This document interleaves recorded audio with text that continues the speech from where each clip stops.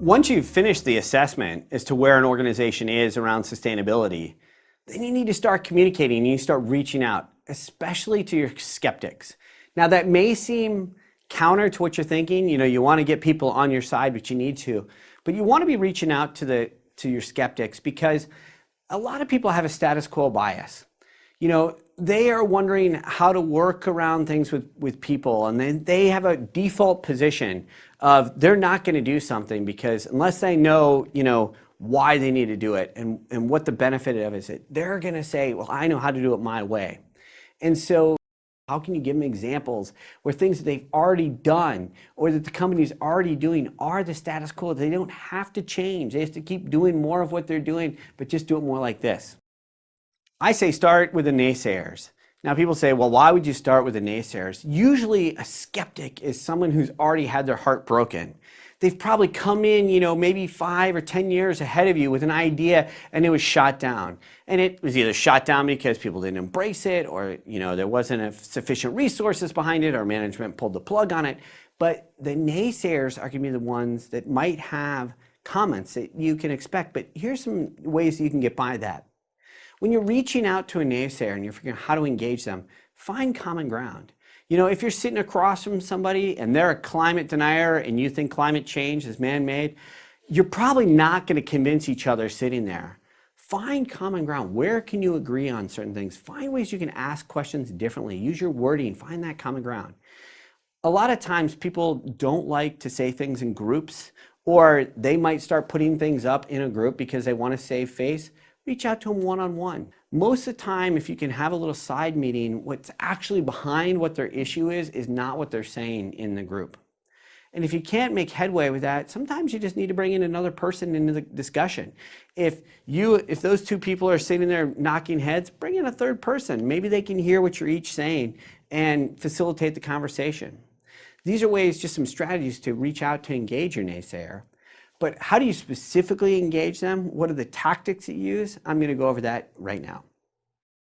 With investor relations or anyone who's involved with finance, they're often saying, we can't do the sustainability thing because we need to maximize shareholder value. And that's where you have to come in with a strategic response. You have to realize, okay, this is where this naysayer is coming from. They're worried about shareholder value. So you go and show them examples of where now SEC guidelines are requiring climate disclosure, or show them how the Dow Jones Sustainability Index has actually outperformed the Dow over the last 11 years. Your finance or accounting or chief financial officer is going to be wanting to see a quick payback, or they're saying this is going to cost more, or I want to see what the long-term ROI is. Find those projects where you can find that quick payback, or find a way where you can show total cost accounting to demonstrate that the financial benefits of the sustainability project will actually be less costly to the organization overall. Show them examples of where investments have had a quick payback, have saved the company money, and had social and environmental performance at the same time. If people don't understand what you're talking about, find a way to put it in normative language, easy to understand factors and terms. I'm blown away by how often I'll sit in the room and I'm a sustainability expert and someone will be using language that I don't even understand and they think everyone just gets it. And I'm like, well, can you just dumb it down for me? If you're talking about, a certain thing and you're using scientific language, can you put it in layperson's terms? That's one way of engaging a naysayer because it's, and I'm probably on people's side, but if I don't even understand what they're saying, I'm certainly not going to agree with it. When you're dealing with operations and facilities, these are people who know their job inside and out. And they're like, don't tell me how to do it. I know how to do it, or this is going to take too much extra time or money. Show them how you can, find those low cost or no cost investments that'll open up money and develop some cost savings they can use for some of their other projects. Highlight case studies from other organizations that have done things that have saved money and made their lives easier while being more efficient and being better environmentally at the same time. When you're dealing with, the lawyers in your office, sometimes they're going to say, whoa, we don't want to talk about that because if we disclose any of that, it's going to put us at risk. You can't write that.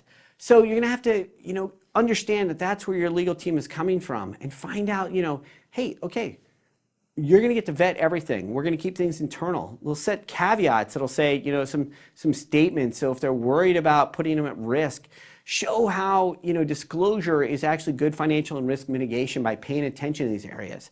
And, you know, if they're afraid to say, well, gosh, we can't do that, show them who else in the industry is already disclosing it, what they're doing and how they're doing it.